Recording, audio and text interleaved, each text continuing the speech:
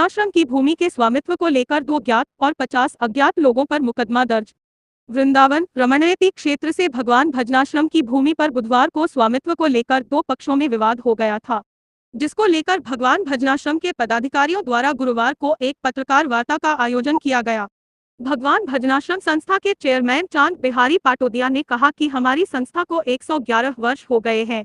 1963 में संस्था के द्वारा जगह खरीदी गई थी। उसके बाद एक और हिस्सा 1965 में खरीदा गया था। कुछ समय बाद माहेश्वरी समाज के द्वारा जब कुछ जगह मांगी गई थी तो कुछ जगह उनको दे दी गई थी। उन्होंने वहां पर अपना महेश्वरी सेवा सदन का निर्माण किया। बची हुई जगह में संत निवास का निर्माण किया गया है और खाली पड़ी जगह में हरियाली के लिए पेड़ लगाए गए। लेकिन अब लगभग 7 वर्षों के बाद कुछ भूमाफियाओं के द्वारा संत निवास पर अवैध कब्जे का प्रयास किया जा रहा है। बुधवार को सुरक्षा गार्ड्स के साथ लगभग 50 लोग आश्रम पहुंच गए और मौजूद संतों से विवाद करने के साथ ताला तोड़कर नया ताला लगाने की कोशिश की। इसको रोकने में फोगला आश्रम के मैनेजर चंद्रमा प्रसाद द्विवेदी घायल हो गए। उनके द्वारा अरुण शर्मा, मुकेश शर्मा, 25 गार्ड एवं 25 अज्ञात लोगों के खिलाफ मुकदमा पंजीकृत कराया है। राजकुमार पोद्दार सेक्रेटरी ने कहा कि भूमि स्वामित्व को लेकर हमारा मुकदमा कोर्ट में चल रहा है, जिसकी निष्पक्ष जांच कर दोषियों के विरुद्ध कार्यवाही करें। इस अवसर पर अच्युतानंद, राधानंद गिरी, संतोष दास, रामदास, मृदुलकांत शास्त्री आदि उपस्थित रहे।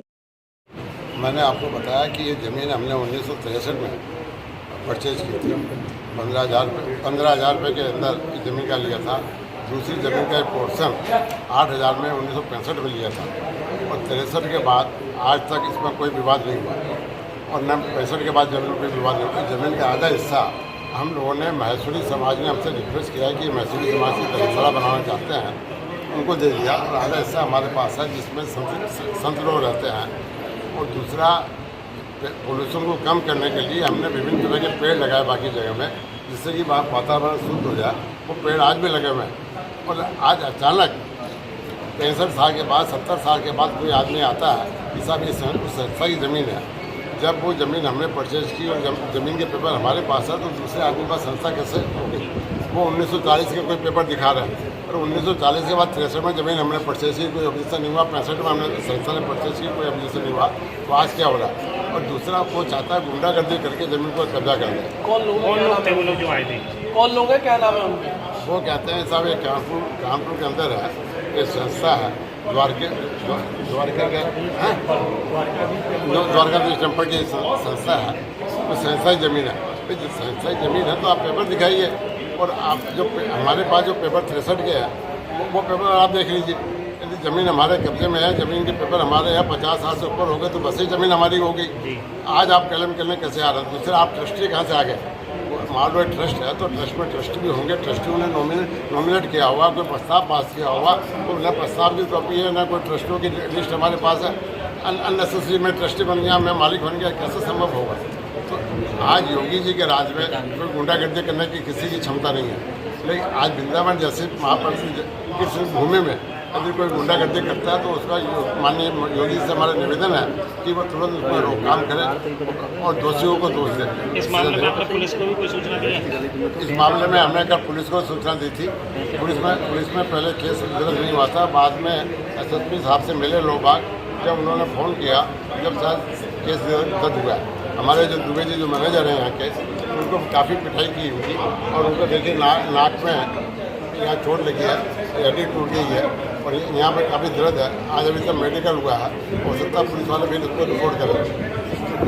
निवास में रहने वाले संत लोगों ने फ़ोन किया 11:30 बजे कि कोई द्वारकाधीश टेम्पल ट्रस्ट के मिचल अरुण शर्मा और 1-2 आदमी दूसरे शर्मा हैं, उनके हिसाब से, और वहाँ लगभग 25-30 आदमी आके ताला तोड़ रहे हैं। हम यहाँ से गए 2 आदमी, तो वहाँ देखा 25-30 आदमी लगे हैं। मैं बोला क्यों तोड़ रहे हो? बोले हमारे ये हम तो कब्जा करेंगे। तो मैं बोला तुम्हारे कब्जा करना है क्या हिसाब? हमारे पास 60-65 साल से है, अभी तक तुम नज़र नहीं आए और अब आके बोल रहे ज़मीन है। इस पर हमारे मारपीट किए और जब वो मुंह ढक के आए थे, हम उनका मुंह खोलने की चेष्टा की है तो उन्होंने मुझे मारा भी और कट्टा चला और फेवर वो मिस फायर हो गया। ये चक्कर है। और 25-30 आदमी वहाँ पर पूरे मौके पर गए। हमारे नाक में चोट आई, फिर पुलिस वालों को फ़ोन किया, वो लोग आए, तफ्तीश हुई, ऐसे करके ये कहानी है। क्या नाम है उन लोगों के? एक है अरुण शर्मा और मैं दूसरा बता रहा हूँ,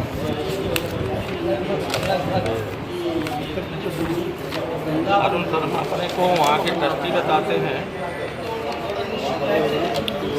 मैनेजर बताते हैं, बाकी कुछ गार्ड और कुछ अन्य अज्ञात लोग थे, उनको मैं पहचानता नहीं। सभी द्वारकाधीश टेम्पल ट्रस्ट के लोग थे? नहीं, ये 3-4 को तो देखा हूँ द्वारकाधीश ट्रस्ट के, बाकी सब अन्य लोग बाहर के थे, उनको मैं पहचानता नहीं। ठीक है। एक 1963 से 62 साल पुरानी जो जगह भगवान भजनाश्रम के अंदर है, रजिस्ट्री है, बड़े बड़े पेड़ लगाए गए हैं। ध्यान दीजिए, ये किसी जमीन पर कब्जा करने का प्रयास नहीं, ये संत निवास पर कब्जा करने का प्रयास है। दूसरी बात, ये संतों पर जानलेवा हमला करने का प्रयास है। हमारे आदरणीय मुख्यमंत्री गोरक्ष पीठाधीश्वर हैं, संत हैं, और उनके राज्य में अगर इस तरह संतों पर जानलेवा हमला किया जाएगा, ये इतना ही पवित्र स्थल है जैसे राधा टीला हमने सुना है, जहाँ निरंतर केवल भजन होता है। और ऐसे दिव्य संतों के ऊपर, अगर भजनानंदी संतों के ऊपर जो कोई आश्रम बनाना नहीं चाहते, केवल भजन करने के लिए वृंदावन में आए, उनके ऊपर कब्जा करने का प्रयास किया जाएगा, तो ये पुलिस प्रशासन की विफलता मानी जाएगी।